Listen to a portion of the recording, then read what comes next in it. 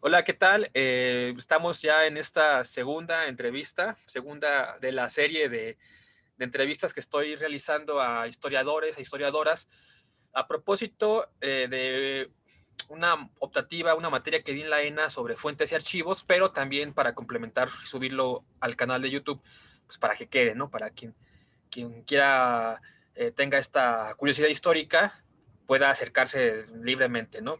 En esta ocasión, pues yo estoy súper complacido eh, de nuestro invitado aquí, José Coyoc Q. Él es historiador y activista maya. Igual ahorita nos va a platicar de su experiencia en estos dos aspectos, me imagino. Él egresó de la licenciatura en Historia en la Universidad Autónoma de Yucatán, pero también es maestro en Historia por el centro del CIESAS de la peninsular, ¿no? Allá en Yucatán también. Por aquí busqué un poquillo tu tesis y él en la maestría, bueno, tú más bien desarrollaste el tema de los braceros mexicanos, ¿no? En las plantaciones de Nequén, 1916, 1922, pero también estás trabajando mucho incluso en aspectos de la glífica maya, ¿no? Dice que la semblanza que compartiste, ¿no? Que eres fundador y editor de Maya Caclay y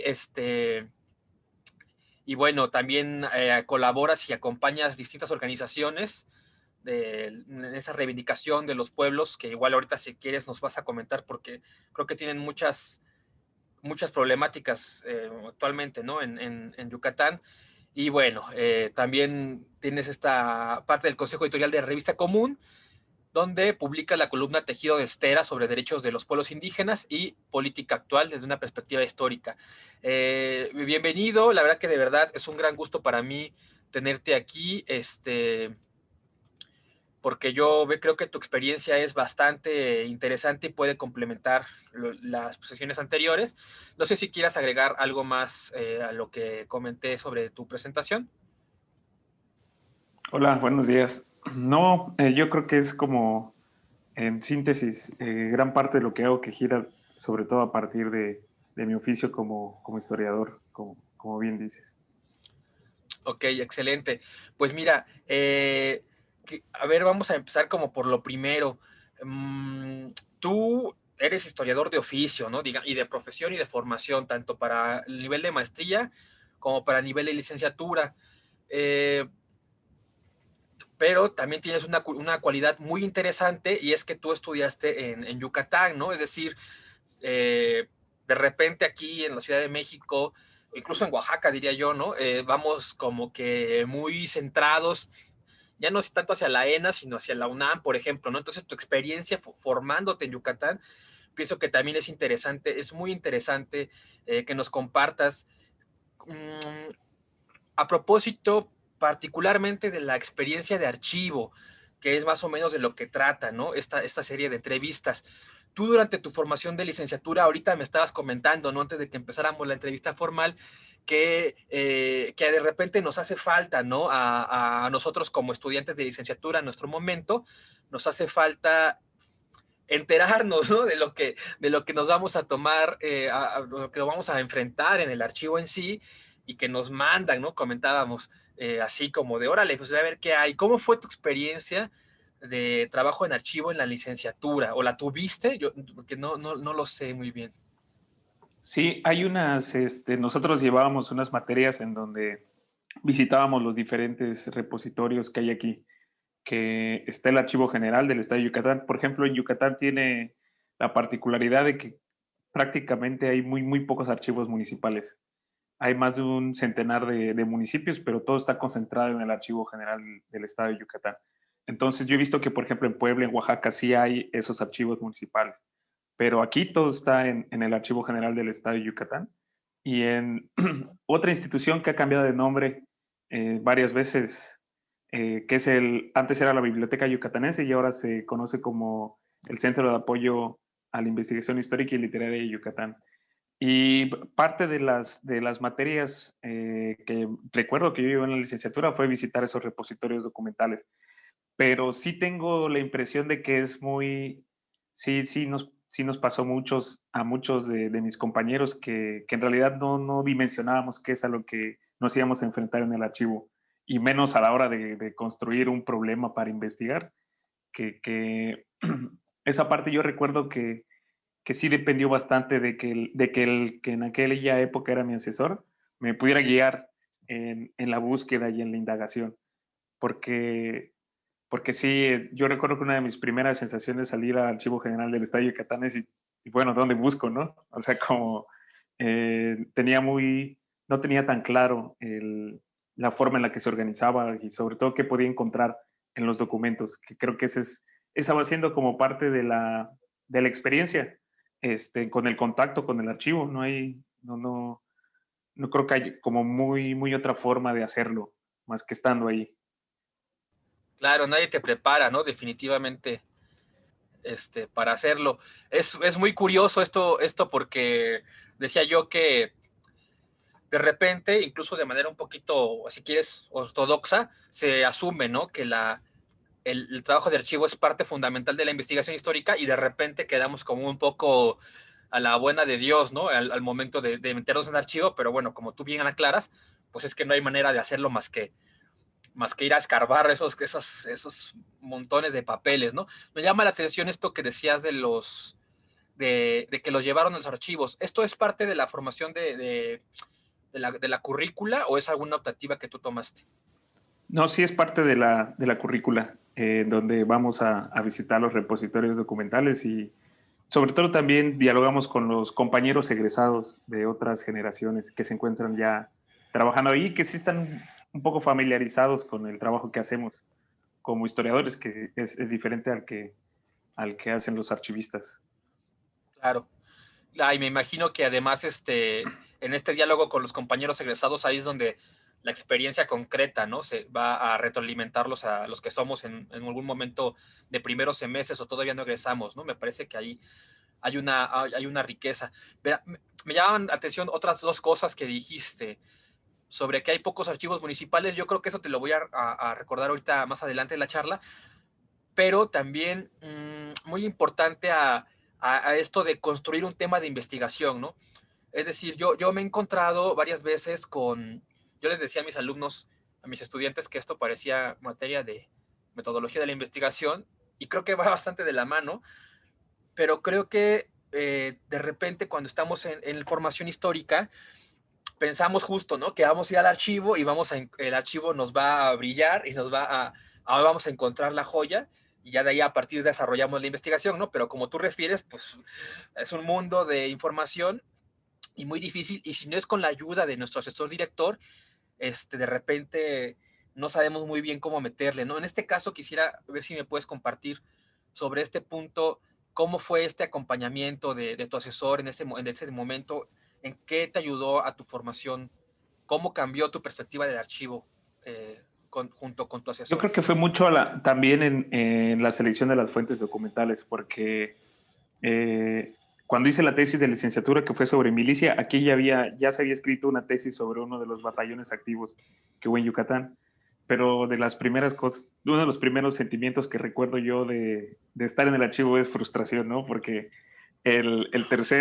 sobre el batallón que ya se había escrito, habían unas hojas de filiación, que eran estas hojas que se llenaban con las características de los milicianos, y cuando yo leí esa tesis dije, bueno, voy a hacer algo similar a lo que ya hicieron en esta tesis, no solo que con otro batallón que era el que estaba en Mérida, ¿no? El que estaba en el Oriente y que tenía una dinámica diferente.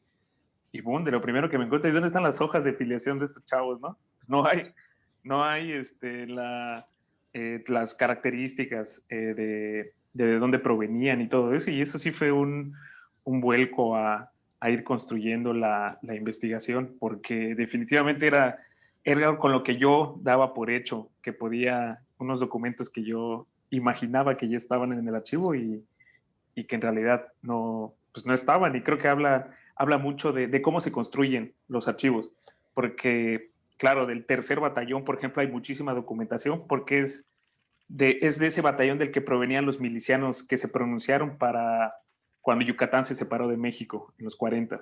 Entonces, Yo sí creo que hubo como esta preocupación por conservar gran parte de esos archivos y esas fuentes documentales que no hubo con los otros dos batallones. Por ejemplo, yo en lo que estuve revisando casi no encontré del batallón de Campeche y del de Mérida también bastante poca documentación. Entonces, en este sentido, sí fue parte del acompañamiento del asesor ir viendo hacia dónde redirigir la investigación cuando existían esos huecos documentales. Claro, y es que creo que esto que mencionas de repente no se toma en cuenta, ¿no? De repente yo pienso, partimos, bueno, en mi caso me pasó muy parecido a ti, de repente partimos de una cuestión medio que no sabemos qué hay y cuando vamos a enfrentarnos a la realidad documental, pues, ¡plac! ¿No? Como que incluso tenemos que dar giros de relocalizar completamente la investigación. Aquí creo que se desprende algo bien interesante y es que, no sé si estés de acuerdo, cuando uno lee historia, trabajos de historia, pues uno lee de lo que hay, ¿no?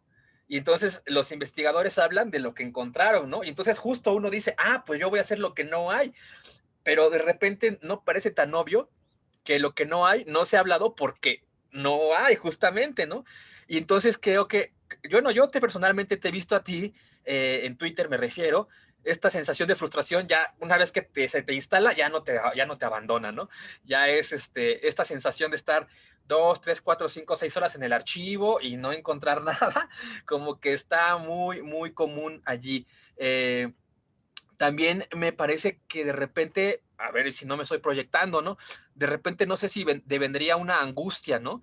De decir, pero no hay, ¿no? ¿Y por qué no hay? Y entonces, como que se instala ahora una angustia de que no sé, de que hay temas que no se pueden investigar, al menos desde la perspectiva archivística, ¿no? Es decir, tendríamos que recurrir a otros, no sé, elaboraciones, a modelados teóricos, qué sé yo, porque esa pregunta en concreto, pues no hay, porque como bien dices tú, pues está partiendo desde cómo mismo se está pensando el archivo, ¿no? Entonces, no sé si quieras comentar algo a partir de esto que señalé. Sí, yo recuerdo también, de hecho, había hecho muchas lecturas desde la antropología y desde la sociología de la guerra, ¿no? Y decía, esto es lo que quiero hacer. Pero es que, bueno, simple y sencillamente, ¿por qué no lo había hecho alguien antes? Pues porque no hay documentos, o sea, los partes militares de esa época, las batallas, las correspondencias, al menos en el Archivo General del Estado de Yucatán, no estaban. Entonces, yo ya no pude pues, revisar la correspondencia o esos posibles documentos que me permitieran hacerlo desde esta perspectiva. Digo, yo cuando hice la tesis de licenciatura en 2012 y era súper difícil entrar al archivo histórico de la Secretaría de la Defensa Nacional. De hecho, ahora yo sé que ya hay muchos compañeros que lo pueden consultar, pero cuando yo estaba había muchos otros archivos cerrados, los de la arquidiócesis, por ejemplo, de Yucatán, tampoco se podían consultar. Entonces, sí teníamos mucho más limitado el margen de acción al respecto, precisamente porque no podíamos tener acceso a todos estos repositorios documentales. No sabíamos a bien qué era lo que había ya. Y fíjate, esto que comentas agrega una nueva dificultad, ¿no? Platicábamos en otra sesión que de repente los archivos los incendian o se los roban, pero también está esta dificultad institucional. Dices tú, pues simple y sencillamente a este archivo no me dejaban entrar. No sé si puedas compartirme a propósito de esto, ¿qué archivos trabajaste tú primero para tu tesis de licenciatura? Y si quieres complementarlo con la de maestría o si no, ahorita nos vamos a esa, porque el archivo de la Secretaría de la Defensa está aquí en la Ciudad de México o es uno local que estaba allá. El archivo de la Secretaría, esa es otra dificultad, ¿no? Porque estaba en la Ciudad de México. Eh, claro, cuando estás en la licenciatura con recursos bastante limitados, pues es difícil, en primera, poder moverte hasta allá. Este, y hay mucha documentación sobre Yucatán ahí en la Ciudad de México, obviamente, ¿no? En el archivo de la Secretaría de Relaciones Exteriores, en el Archivo General Agrario, por ejemplo, hay muchísima información. Pero sí, ahora que comentas esto de como las dificultades institucionales, esa es una de las razones por las que siempre, como gran parte de lo que he investigado, se construye a partir del Archivo General del Estado de Yucatán, porque es el que también está accesible, es el que está aquí en la capital, al que podemos acceder, que tiene también, que es otra cosa, ¿no? ¿Qué tanto están clasificados los archivos? ¿Qué tanto ya hay un avance en en la descripción documental? Y pues el AGEI con toda pues con toda la historia que tiene como archivo, pues ya tiene gran parte de sus repositorios documentales descritos. Y de hecho, por ejemplo, ahora que comentas esto de cómo se destruyen los archivos y cómo, cómo hay omisiones, yo recuerdo que en la tesis de maestría que ya cambié de hacerlo acerca de milicianos a trabajadores, pues una gran parte de los archivos de la época socialista de Carrillo Puerto pues no existe porque en los 20, en 1919 quemaron parte del archivo del Partido Socialista de Yucatán. Entonces todo así sí se ve muy claro el nexo, ¿no? Perdón, la discontinuidad entre toda esa documentación gigantesca que hay de la época de Salvador Alvarado y la de Carrillo, cómo ya se va dispersando. Bueno, aquí no quiero que suene así, pero creo que es común para nosotros que ya lo vivimos, encontrarnos con ese tipo de situaciones, ¿no? Pero para algún alumno, algún estudiante que está iniciando sus andanzas en lo histórico, de repente yo pensaría, ¿no? Más que pesimista, quizá realista, ¿no? En el entendido, en el decir, ojo, porque quizá esto que tú estás proponiendo no va a ser así. Entonces, aquí tú nos has compartido bastantes, ¿no? Experiencias de dificultades, vamos a llamarle, que te enfrentaste. Tú como, como historiador que ya vivió toda esta experiencia, ¿qué les recomendaría, a pesar, sobre todo que comentabas esto de la frustración, qué les recomendarías a los estudiantes de la licenciatura para un poco que no cayeran en esa frustración o por lo menos salieran un poco menos raspados Pues al es respecto que de esto? creo que va a ocurrir. Creo que ese sería como el consejo, ¿no? Va a ocurrir muchas veces que no te encuentres con los documentos, ¿no? Y sobre todo, por ejemplo, también a mí me pasa frecuentemente que, por ejemplo, tengo un día en donde no, pues, se me encontré el expediente que sí echa mucha luz sobre lo que estoy buscando y de repente días en los que no encuentro absolutamente nada, ¿no? Nada de acerca de lo de lo que estoy interesado y creo que esa es como una de las partes más importantes que va a depender mucho y que es de donde se aprende también el oficio, a ver cómo con lo que tienes disponible, con los documentos que tienes disponible, puedes dar una interpretación original o una visión original a esos documentos, ¿no? A mí, en mi caso, como ahí en la facultad donde yo estudié, sí hay una tradición acerca de analizar la vida cotidiana a través de expedientes judiciales. Y la verdad ahí es otro problema, ¿no? Porque ahí ya no te enfrentas con que no hay documentos, sino en que son gigantescos los volúmenes, ¿no? Litigios de 200 o 300 páginas. Creo que esa es otra cuestión cuando te enfrentas al archivo que sí te abruma. O sea, si piensas lo que comentabas acerca de la angustia, ¿no? A ver, empiezas a calcular en un día, transcribo esto, pero y luego qué tal si no me da para transcribir y yo creo que son sentimientos que acompañan frecuentemente el trabajo de archivo. Sí, te entiendo perfectamente. Es la otra cara de la moneda, ¿no? Ahora sí hay información, pero ahora es un cúmulo en gigantesco. Y creo que esto es importante que lo refieras porque vuelve a poner de manifiesto lo importante que es prepararse primero con un proyecto de investigación más o menos flexible por todo lo que comentas y luego ser claro con la metodología que estás tratando de llevar, ¿no? Es decir, si tu metodología es más o menos clara, bueno, seguro, a lo mejor estoy sonando muy ortodoxo, te permite justo filtrar esta información, ser metódico, decir, no, me voy a centrar en esta cabecera, en este pueblo, en este municipio, en esa temporalidad, es decir, no se nos desborda la historia, ¿no? Y ahí me parece que también señalas muy importante que cuando de repente sí hay información, ser muy claro, ¿no? Con respecto a lo de filtrar. Me llamaba la atención insistentemente esto que decías de que más bien es lo que no hay, ¿no? Y yo les comentaba a mis estudiantes, en el archivo, más que lo que hay, son las omisiones, ¿no? Y es una visión, yo pienso, judicial de la sociedad, una visión institucional, o bueno, judicial, ¿no? Y ojo, ¿no? El archivo no es la historia, en fin, les comentaba una serie de cosas.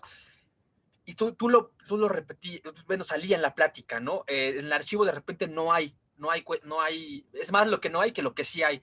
Entonces, cuando tú te enfrentas a eso, tú personalmente que comentabas esta experiencia con el socialismo Yucatán, dices, es que este periodo completo no hay. Tú con tu investigación, ¿qué haces? ¿Tú qué hiciste? ¿Acotaste más? ¿Lo señalaste? ¿Extrapolaste de otros ejemplos? ¿Cómo se resuelve a nivel de la investigación esas omisiones? Sí, pues ahí lo que sucedió era que la información estaba muchísimo más dispersa, no estaba concentrada en un solo, en una sola sección. Y que bueno, es que creo que lo dices bien y creo que es algo que no nos dicen frecuentemente, o sea, o no nos lo enfatizan como nos lo deberían enfatizar, que a final de cuentas el archivo es una visión institucional y yo con los archivos con los que he trabajado definitivamente la mayor parte del tiempo es la visión no solo institucional, sino del Estado Nacional y todas sus instituciones de disciplina, ¿no? Por ejemplo, las comisiones locales agrarias, que es una forma de organizar el espacio, es una forma de reorganizar la producción, la milicia, ¿no? Ni se diga, una forma de, de ejercer la biopolítica y el biopoder, ¿no? Entonces, creo que eso es algo en lo que se hace énfasis muy pocos y que a final de cuentas yo creo que eso es algo que también siento que no hacemos lo suficiente los historiadores, que es el diálogo con otras, con las disciplinas de al lado, ¿no? Porque yo creo que seguramente también he tenido ese error de repetir los documentos, ¿no? Y no contrastarlos, en el sentido de decir, estoy pensando ahorita en cómo describen, por ejemplo, en las tierras o los montes. Es una visión totalmente desde la agronomía, desde la técnica científica, y sí me ha tocado muchas veces ver que se repiten como si fueran verdades, ¿no? Y cuando tú lo contrastas, por ejemplo, con manuales agroecológicos o manuales de agricultura contemporáneos, donde hay una discusión profunda de cómo funciona pues todos los ciclos biofísicos, pues ahí te das cuenta que en realidad sí es una visión totalmente desde esta técnica de los 20, de querer, de que es una superficie agraria, no hay nada más que una superficie para sembrar, sea para la subsistencia o sea para la exportación, ¿no? Entonces yo creo que sí hace falta que pues estar conscientes de eso, de que un archivo, cómo se organiza, cuál es su lógica, desde dónde fue producido y que muy probablemente los documentos así vayan a ser emitidos, ¿no? O sea, va a ser la visión de los jueces, va a ser la visión de, de los abogados. Claro, no por esto no se van a dejar de analizar, pero creo que hay que tenerlo muy en claro para evitar reproducir todo lo que dicen en los documentos. Ahora, por ejemplo, también en la época, en los documentos de la época colonial que he consultado. Ahí sale, por ejemplo, frecuentemente que los cabildos indígenas decían frente a los encargados de certificar la transacción, pues que esas tierras no eran cultivables, ¿no? Pero ya después visitando, por ejemplo, el lugar, conociendo el lugar, pues te das cuenta en verdad era una táctica de los cabildos para poder ejecutar la transacción, ¿no?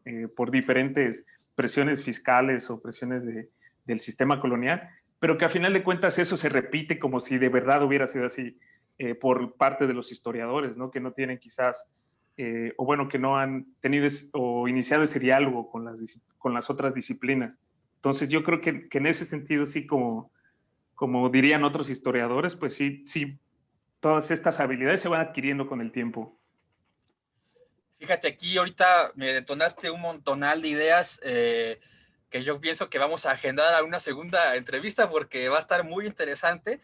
Creo que definitivamente tu experiencia como historiador de Yucatán descentra, ¿no? Creo que como nunca mejor justificado, ¿no? Descentra la experiencia de la investigación histórica, al menos planteadas desde, por ejemplo, desde la ENA, ¿no? Que de repente en la ENA nos las damos de muy críticos, pero bueno, yo por lo que te conozco, sé que tienes una experiencia que va desde el clásico tardío, ¿no? Hasta la Carrillo Puerto, ¿no? Es decir, hay 900 años de historia, ¿no? Allí en tu experiencia que vas, que tienes ese panorama histórico, ¿no? Y creo que esto que tú mencionas, a ver si no estoy cometiendo un error. Creo que vamos a decir regiones, ¿no? Como pocas zonas del México contemporáneo, la zona de la península de Yucatán se ha podido pensar a sí misma como, bueno, incluso como entidad política, es muy consciente de que en la historia, de que en el archivo hay una gran omisión y que bien señalas tú, está desde la época colonial, porque, bueno, lo hemos platicado en algún otro momento, ¿no? Está muy presente que hay un filtro, que hay quema de documentos, que hay así, ya, bueno, ya sabemos, ¿no? Maní, en fin, está muy presente que el archivo es un orden colonial, es un orden hasta racista y selectivo de la memoria, ¿no? Digamos, creo que me parece, a lo mejor estoy interpretando de más. Eh, y luego todas estas cosas que comentas sobre cómo hay una visión geográfica, pero desde el centro, ¿no? Desde la ortodoxia. También muy interesante, dices tú, y cuando casi a la manera antropológica vas a campo, pues ves, ahí logras contrastar, ¿no? Ahí generas tú otra perspectiva de lo que estaban relatando el archivo con respecto a lo que estás viendo tú, ¿no? Ahí hay varias cosas que, a ver si nos da tiempo a platicar. Eh, y bueno, vamos a quedarnos con eso. Ahorita te vuelvo a hacer otras preguntas. Si estoy en lo correcto sobre esta visión que está muy presente de la colonialidad o de la estatalidad del archivo, o es una idea que yo me generé, o hay que buscarla? No, sí, había un historiador un historiador ambiental de Colombia que decía que la historia desde abajo no es una cuestión nada más de buena voluntad, ¿no? O sea, no es suficiente que tú quieras hacer en una historia, bueno, como al estilo del marxismo británico desde abajo, ¿no? Sino que necesitamos, pues, en primer lugar, que existan esos documentos. Y la cuestión en Yucatán es que sí hay una presencia desde los inicios de la colonización de los diferentes pueblos mayos, pero claro, filtrado por el archivo y con eso hay que tener muchísimo cuidado, ¿no? O sea, no es que vayas a transcribir la voz de los subalternos o los de abajo, aun cuando así estén en los expedientes, ¿no? Era una forma, hay que tener en claro que era una forma de presentarse frente a todas estas autoridades del orden colonial, sea la corona española, o sea, el Estado-Nación mexicano. Y yo creo que, por ejemplo, disciplinas como la geografía o como la lingüística, pues son necesarias si se quiere hacer una aproximación más certera a los procesos, ¿no? Por ejemplo, yo creo que sí venía de una formación en donde había poca interacción con el campo. O sea, se podía escribir sobre cosas que nunca habías visto, ¿no? Y yo creo que es como, que es parte de de cómo se generan todas estas ambigüedades a la hora ya de escribir o de proponer una interpretación, ¿no? Muchas veces me da la impresión de que no se conoce el medio biofísico del que se está hablando en la misma investigación, ¿no? Sea porque es del siglo XIX, sea porque es del siglo XVIII, pero sí a veces me da esa impresión de que no hay este diálogo y sí, prácticamente el problema de investigación y la investigación en sí se construye solo a partir del documento, que a mí no creo que se tienen que contrastar con nosotros, como historiadores, debemos de acudir a otras disciplinas, ¿no? Por ejemplo, yo que trabajo mucho con topónimos, tengo que ir a la lingüística, sí o sí, y también a la epigrafía, ¿no? Que es una forma, a final de cuentas, los topónimos también son podríamos decir, esta larga duración de la forma de ver ciertos territorios o ciertos paisajes, y que tenemos la ventaja en el área maya de que hay muchísimo escrito sobre glifos, o bueno, sobre la escritura jeroglífica maya, y eso también se puede incorporar a los análisis contemporáneos, pero creo que se hace muy, muy poco. Fíjate, te voy a contar una anécdota así rápida. No voy a decir nombres para no quemar a nadie, ¿no? Pero alguna vez estaba hablando con un historiador, con un arqueólogo, de estos que dice que hace historia de la arqueología de la guerra. Y entonces hacía la arqueología de la guerra maya, ¿no? Y yo le pregunté en buena onda, le pregunté, oye, y tú incorporaste epigrafía, ¿no? A tu investigación. Y me dijo, no, no, no, Mario, no. No, porque esa es la historia desde arriba, ¿no? Es la visión estatal del fenómeno. Y yo le dije, ah, ok. Y ya ese día le dejé de hablar, ¿no? A esta persona. Más bien, más bien no sabía maya, ¿no?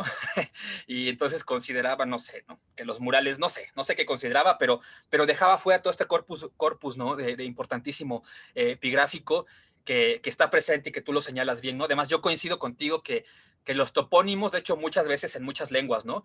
Son lo último que queda, ¿no? Los topónimos de unas lenguas preindoeuropeas, ¿no? Por ejemplo, en Europa son lo único que queda, ¿no?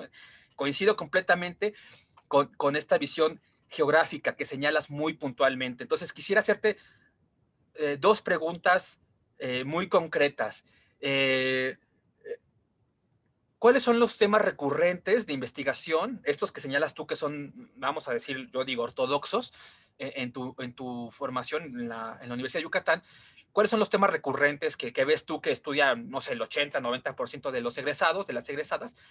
Y la segunda cuestión, que a ver si puedes extenderte un poco más, ¿cómo llegas tú a esta visión geográfica? ¿Cómo concluyes que es esta perspectiva geohistórica, geográfica, de la geografía histórica? ¿Cómo arribas a que complementa o equilibra o da de más hacia la historia? No sé si puedas seguir por ahí.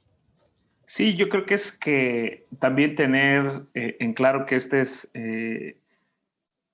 yo por eso siempre describo la labor también del historiador como un oficio, ¿no? O sea, son cosas que te va a dar la experiencia y el contacto este, documental, que familiarizarte con cómo están organizados los archivos que se adquieren, como dije al principio, con el tiempo. Y de hecho yo, por ejemplo, esta visión geohistórica no la tuve sino hasta que empecé a trabajar y a colaborar precisamente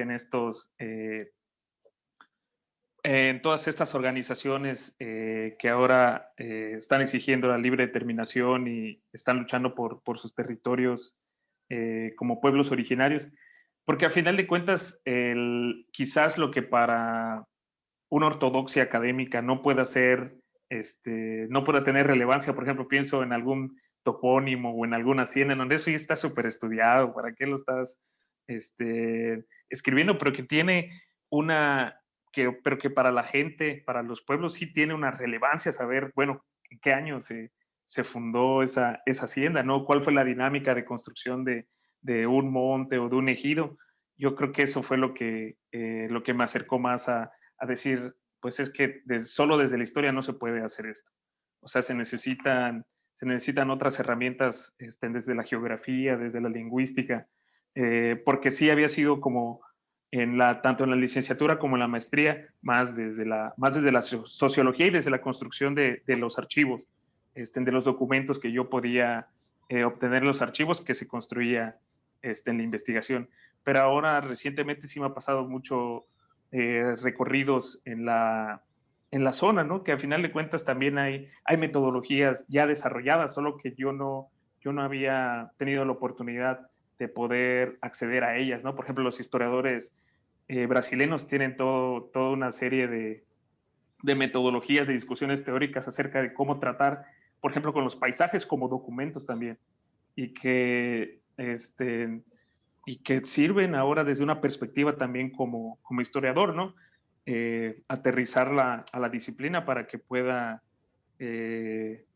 acercarnos a lo que queremos al problema de investigación o a la investigación lo más certero posible. Claro. A ver, rápido.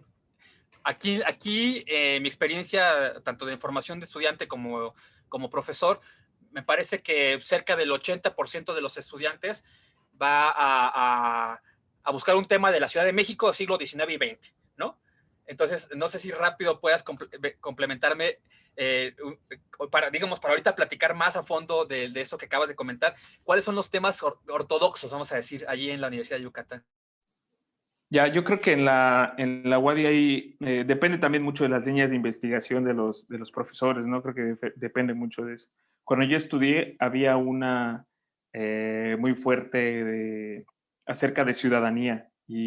cómo se va construyendo esta idea de modernidad en el porfiriato. Yo, de hecho, empecé a escribir sobre la milicia por este aspecto de la ciudadanía, ¿no? Y al tener el Archivo General del Estado de Yucatán como repositorio de documental, creo que eso marca todas las investigaciones, ¿no? ¿Qué es lo que puedes encontrar en el archivo? Entonces, luego tú puedes construir todo un proyecto de investigación súper bien armado sobre, no sé, algún lugar del oriente de Yucatán y boom, te llegas al archivo y bueno, es que esos documentos hay un hueco de 30 años por la guerra social, ¿no? Entonces, ¿cómo le haces, no? Creo que depende mucho de qué es lo que te vayas encontrando, al menos aquí, en, en el archivo general. Ahora creo que cambiará un poco porque se tiene acceso a todos estos repositorios digitales, ¿no? Por ejemplo, el archivo histórico de la Secretaría de la Defensa Nacional, que tiene digitalizada gran parte de su acervo y que son legajos con muchísimos documentos. Yo creo que ahora eso se podrá ir modificando, pero cuando yo estudié, sí había en la universidad, sí había mucha gente, casi muchos compañeros se fueron por el siglo XIX, principios del XX. Creo que esos son los temas que se desarrollaron en la licenciatura en Historia de la UADY. Fíjate, y lo que señalas es bien interesante, o me resulta interesante porque habla del estado histórico de la historia, ¿no? Habla de cómo, sí, del estado histórico de la historia en el sentido en el que, lo comentábamos hace rato, uno escribe de lo que hay, y si de lo que hay es ese siglo XIX, pues va a escribir sobre todo y fundamentalmente del siglo XIX. Y luego señalabas bien, si quieres escribir otra cosa, vas a tener que incorporar nuevas metodologías, ¿no? Historia ambiental, geografía histórica, lingüística, porque simple y sencillamente el acervo documental no te va a dar. Eso creo que eso que nos comentas tú me parece que es fundamental. Yo pienso, condena un poco bastante el trabajo de archivo, casi, yo digo, ahorita sí que platicamos de eso, pero también me regresa a pensar, y lo dices tú claramente, ¿no? La formación de la ciudadanía. Parece ser que en el siglo XX, XXI, en el siglo XXI, se sigue la historia, o los estudiantes de historia, o la disciplina histórica, como que aferrada, ¿no? A relatar, a transcribir esta relación de la conformación del Estado.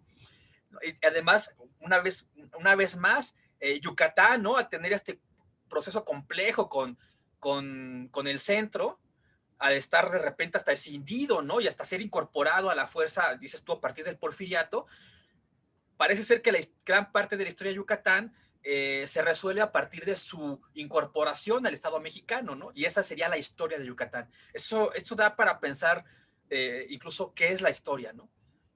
Que si la historia sigue siendo la hija predilecta del Estado, ¿no? Para construir esta narrativa, aunque ya nos pondríamos más historiográficos aquí. Pero bueno, para ir cerrando, me parece que todas estas reflexiones son fundamentales y además, decía yo hace ratitito, si nos centramos en el archivo va a resultar esta historia. Ahora, si queremos detonar, ¿no? Los paradigmas históricos, si queremos explotar los horizontes tradicionales, tenemos que incorporar, o decías tú, tenemos que incorporar, yo comparto, coincido completamente, por ejemplo, la geografía, ¿no? Y creo que salía en la otra charla y creo que es un tema que yo pienso que la geografía es de las grandes posibilidades para despensar esta historia historicista, esta historia del Estado. Ahora, yo quiero ser muy conciso. Decía, todo esto que nos comentas, yo interpreto, parece ser que condena bastante la historia desde el archivo. Y yo te preguntaría puntualmente, eh, con todas estas omisiones, con todas estas perspectivas judiciales, con todas estas omisiones, ¿vale la pena seguir haciendo historia desde el archivo? Sobre todo pensándolo para los estudiantes, ¿no? A ti, digamos, esa sería la pregunta concreta que te realizo. Ya, yo creo que ahora que lo mencionas, yo creo que ese sí es algo que sí forma parte de cómo se enseña a hacer historia, ¿no? Que es presos del Estado-Nación. En realidad sí, yo creo que había yo escuché muy pocos cuestionamientos acerca del Estado-Nación como construcción espacial, ¿no? Como construcción misma, o sea, que sea desbordada por diferentes procesos. Yo creo que eso es algo que también no se, pienso que no se reflexiona lo suficiente, ¿no? La escala del Estado-Nación como organización territorial, yo creo que está allá, pero así de manera, no sé cómo llamarlo, como casi sin que te des cuenta, ¿no? Tu escala es el territorio nacional y se enseña casi que surgió de la mente de unas personas brillantes y no pocas veces, a veces, bueno, muchas veces me parece que hay esa reflexión de que es toda esta relación de poder y de homogeneización que creo que no cuestionamos lo suficiente a la hora de poder ver cómo se va a desarrollar nuestras investigaciones. Yo creo que eso es como bastante importante lo que tú mencionas. Ahora se me olvidó la segunda pregunta. Era una pregunta un poco pesimista de Ah, ya todos me estas acordé, ya advertencias. recordé. Ah, sí, Pues yo creo que pues es tener la complementariedad de construir la investigación contrastando otros documentos, ¿no? O sea, a final de cuentas, pues el del archivo va a ser, a mí sí me parece que sigue siendo, con todos sus asegúnes, pues esta parte fundamental de nuestras investigaciones, porque a final de cuentas es lo que nos va a permitir, por ejemplo, hacer el contraste con informes, con memorias que son más sistemáticas y más generalizables. Solo pues el acercamiento con estas cosas en común. Pongo un ejemplo concreto. Yo creo que se ha hablado mucho, por ejemplo, de la deforestación del monocultivo del Enequén. Entonces siempre se agarran de los informes de principios del 19, perdón, finales del 19, principios del 20, en donde dicen que sí, el monocultivo del Enequén acabó con los montes mayas, en que fueron incorporados por las haciendas. Pero ya si tú vas haciendo un análisis con la documentación de aquella época, claro hay que tener en cuenta que un mapa no describe la realidad, es una representación de la realidad, pero sí nos puede aproximar a cómo más o menos era el territorio en aquella época, no solo con la cartografía, sino también con las mismas descripciones que generalmente acompañan a los mapas. Y si esto lo complementas con la visita in situ a esos lugares, si se puede, yo creo que te da una perspectiva muy novedosa de cómo fue el proceso ya más centralizado y que puede ayudarnos a repensar todos esos procesos. Sí, creo que el archivo sigue siendo la gran parte de la materia prima de los historiadores. claro, pero dices, bajo esta premisa de que no debe ser el único, ¿no? Incluso hasta me gustó mucho como decías, a pensar el documento en el sentido amplio, ¿no? A que el paisaje puede ser leído como un documento, como una fuente para la historia, ¿no? Tomando esta advertencia. Creo que yo se lo señalaba a mis estudiantes, ¿no? Muy, todo el tiempo. Primero hay que pensar qué estamos entendiendo por fuente, ¿no? Incluso en esta posibilidad que comparto contigo de, a partir de entender otras disciplinas, la geografía, el medio ambiente, el paisaje puede ser un documento, el cine, la fotografía, la entrevista, en fin. Digamos, creo que coincidimos bastante en que la historia ya nos permite ver nuevas perspectivas, ya no tendría que quedarse bastante ortodoxamente en esta historia estadocéntrica, y digamos, si lo logra, me parece, haciendo una interpretación de lo que tú comentas, es a partir de detonar, ¿no? Con la geografía, por ejemplo, muy claramente en tu caso. Quisieras, para ya, ahora sí cerrar, eh, compartir alguna gran enseñanza, algún gran consejo que tú les digas a una historiadora de formación, a un historiador de quinto, de séptimo, ¿no? Que el gran consejo a propósito de la experiencia de archivo que tú les puedas brindar. Pues yo creo que todo en este tiempo, creo que también creo que es una satisfacción personal el hecho de que a partir de la experiencia con los documentos ya vayas desarrollando cierta intuición de qué es lo que puedes encontrar, ¿no? La mayoría de las cosas que más me han servido para mí encontrar cosas que le den un vuelco a lo que estoy investigando no es no es algo que está bien descrito en una fuente documental, ¿no? Sino que se encuentra, por ejemplo, de manera secundaria o de manera, o en otros documentos que en realidad fueron producidos de otra manera. por ejemplo, me he encontrado descripciones geográficas en documentos judiciales, pero que yo sé que pueden estar esas cosas allá. O sea, yo sé que por la forma en la que están descritos, por a dónde se refieren, puedo encontrar esa información. Pero yo creo que es una intuición en que se va adquiriendo con el contacto con los documentos, y varios de ese tipo de, bueno, es que no me gusta luego llamarla hallazgos, porque, por ejemplo, los archivistas saben bien que están ahí los documentos, ¿no? Pero ese tipo, vamos a llamarlo de hallazgos, son los que creo que ya, ya hablan de una expertise dentro de la profesión y dentro de lo del oficio. Y que yo creo que si tienes el contacto con este tipo de documentos, ya tú vas a ir desarrollando esta intuición. Y que al final de cuentas es tener paciencia con uno mismo también, ¿no? O sea, es como, a mí me pasaba, recuerdo, bueno, y es algo que ahora entiendo 10 años después, ¿no? O sea, yo cuando entraba, pues creo que como muchos, ¿no? Quería hacer una super tesis y no me daba cuenta que no estaba disfrutando ese proceso de aprender y de desarrollar esa habilidad dentro de los archivos, ¿no? Creo que también, y ahora recuerdo que eso sí me lo remarcaba mi asesor, el doctor Jorge Isidro Castillo, que era, bueno, pues calma, estás aprendiendo. Yo creo que nos pasa mucho, y creo que sería uno de los consejos que también les repito, como a mí me lo dijeron: calma, estás aprendiendo, disfruta aprender, disfruta que estás viendo el archivo, consultando documentos antiguos, disfrútalo. Sí, creo que ya cuando uno lo ve a la calma de los años, ya queda claro, ¿no? Y uno andaba, no, pero yo, ¿cómo no voy a poder, ¿no? Y bueno, creo que fuiste muy claro en el señalar. La historia es un oficio, ¿no? Es un oficio y se aprende haciéndolo.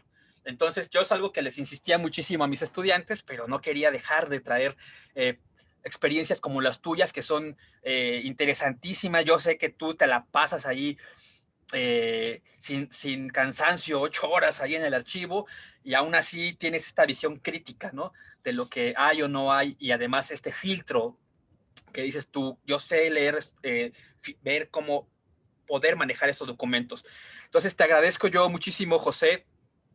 De verdad, espero que no sea la última vez no sea ni la primera ni la última que coincidamos en un espacio así. Yo creo que hay muchos temas allí que vamos a ver desde la epigrafía, ¿no? Hasta el Tren Maya, ¿no? O sea, ahí hay milenios de historia, ¿no? Entonces, a partir de tu experiencia concreta como historiador y como activista.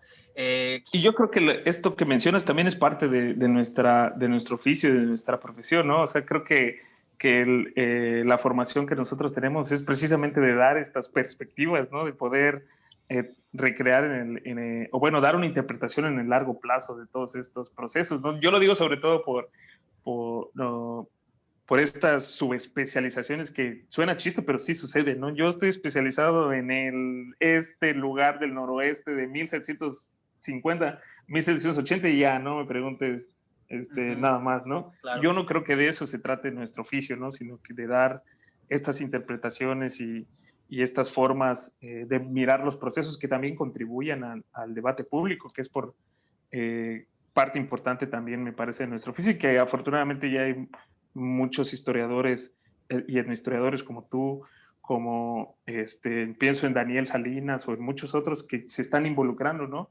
Y que están dando esta perspectiva desde el oficio también. Qué bueno, ahí el Daniel ya lo invité. A ver, estamos ahí en pláticas para ver qué nos puede compartir de su experiencia, y a ver si luego hacemos una mesa redonda, ¿no? Y donde salgan mucho montón de cosas, o tú, si haces algún evento, pues ahí nos echas un grito, en fin.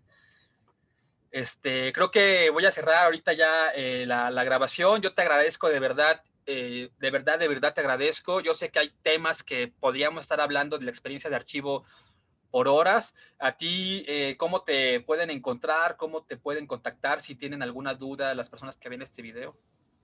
Tenemos un proyecto de historia pública con otros historiadores mayas que se llama Maya Calay. Estamos en Facebook, en Twitter y en Instagram. Ahí nos pueden encontrar. Yo formo parte de ese colectivo. Ujú. Ok, entonces yo voy a poner ahí buscar los enlaces y los pongo en el video. Una vez más, de verdad, José, muchísimas gracias. Y bueno, esperamos encontrarnos pronto, ¿no? No, gracias a ti, Mario. Yo creo que estas pláticas son las necesarias para formar una comunidad de verdad de historiadores que pueda trascender esas, pues todas esas diferencias que luego parten más de egos que las necesidades del gremio, ¿no? Seguramente, sí. Sí, sí, sí, definitivamente. Bueno, voy a cerrar la grabación y te agradezco nuevamente. Gracias.